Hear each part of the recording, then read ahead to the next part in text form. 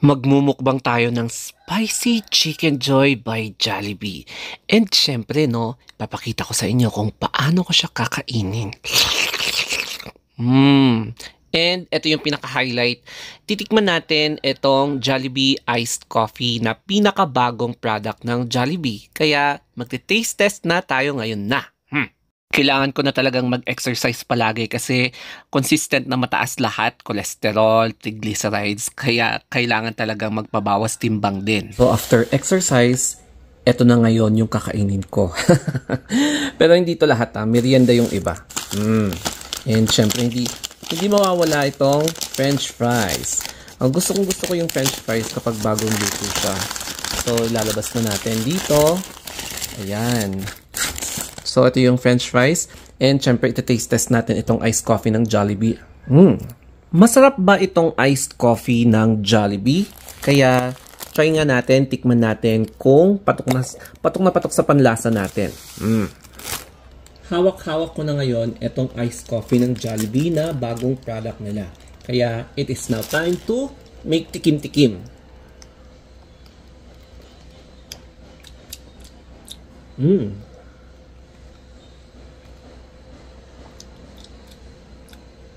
Hindi siya masyadong strong. Hindi siya masyadong mapait. Tama lang.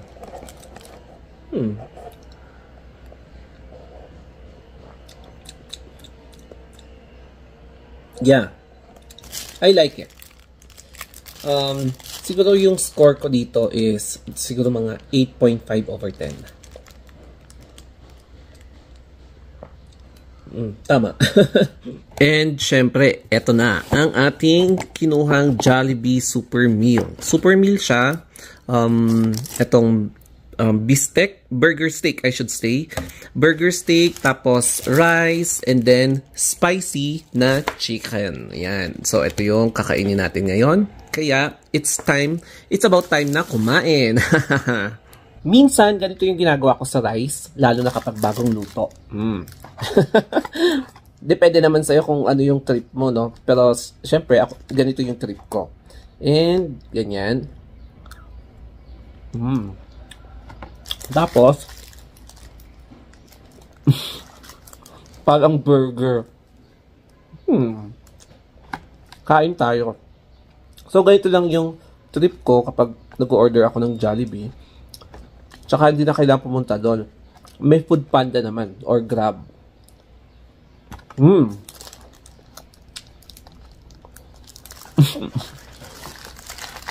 Diba? Okay, so ipapakita ko sa inyo yung in-order ko sa Jollibee. Kumuha ako ng 3 yum burger. So, itong dalawa, pang breakfast bukas. Tapos, etong isa naman, pang merienda sa kasama ko mamaya. Then, syempre, itong panghimagas ko na french fries. Ito naman yung pang merienda ko mamaya, tuna pie. O, diba? And, syempre, itong iced coffee. Ito yung panulak natin, this lunch.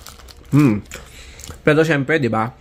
You should drink coffee before 3 p.m. para hindi ka magka-insomnia kasi yung effect ng caffeine. Tapos, syempre, ito yung super meal.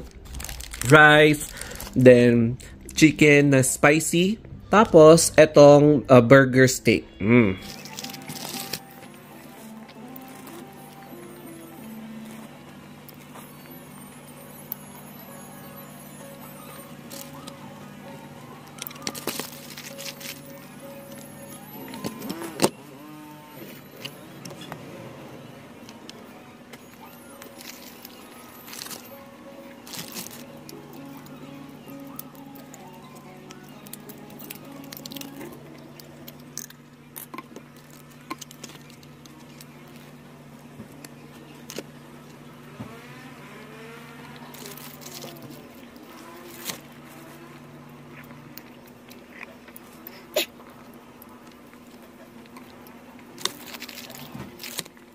Pagdating naman sa spiciness nitong Jollibee Chicken Joy, I can rate siguro moderate siya. Medyo maanghang siya. And kapag hindi ka talaga sanay sa spicy, mag-original ka na lang. Kasi medyo, yeah, medyo malakas yung pagka-spiciness niya. Mm. As compared sa ibang fast food, hindi ko alam, malakas na yung ano niya, yung pagka-spicy niya.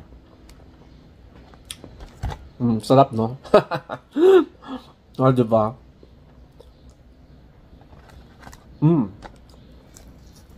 And yeah, nag-enjoy ako ngayon kasi matagal na akong hindi kumakain ng Jollibee. Kaya sana nag-enjoy din kayo. Sarap talaga, promise.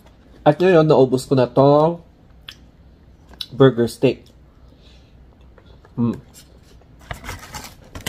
Yan. May natira pang rice. At may natira pang spicy chicken. In fairness, spicy talaga siya. Kahit hindi mo siya i-dip sa gravy. Kaya marami pa akong gravy.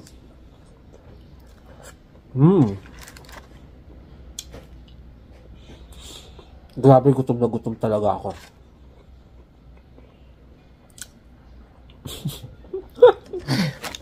Cravings satisfied. So, ayan, para hindi mag-spill dito sa table namin, itong kape. And syempre, may natira pa. Ayan. May advice din, para hindi ma-absorb yung moisture at lumambot, kainin nyo agad ito. O kaya wag nyo siyang hayaang naka-cover kasi masisimot nyo yung moisture, lalambot siya. Parang katulad dito, nagsisimula na. Grabe as in. Isa sa mga comfort food ko, Jollibee.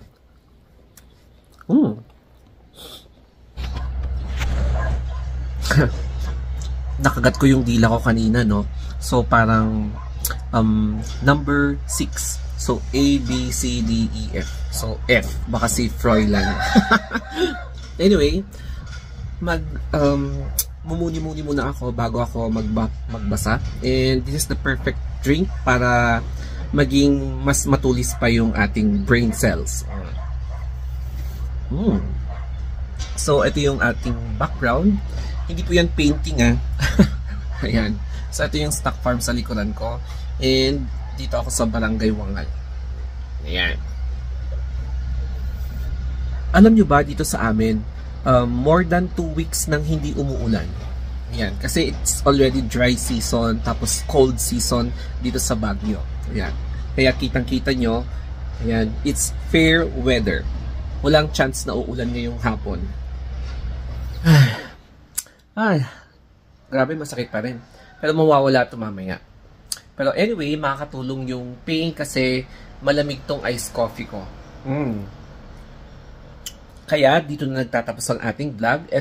Etong pag-taste natin ng iced coffee for the first time ng Jollibee. Ayan. So, I hope nagustuhan nyo itong vlog ko and I am very sure mapapatakam kayo sa Jollibee. So, ito na nga pala yung ating taste test plus mukbang ng Jollibee for lunch. So, thank you guys for watching. Kung gusto nyo pa ng additional mukbang or food review, mag-comment down below lang kayo. And syempre, you can follow my Instagram account, The Story of Anthony. Kaya thank you so much. Have a wonderful day.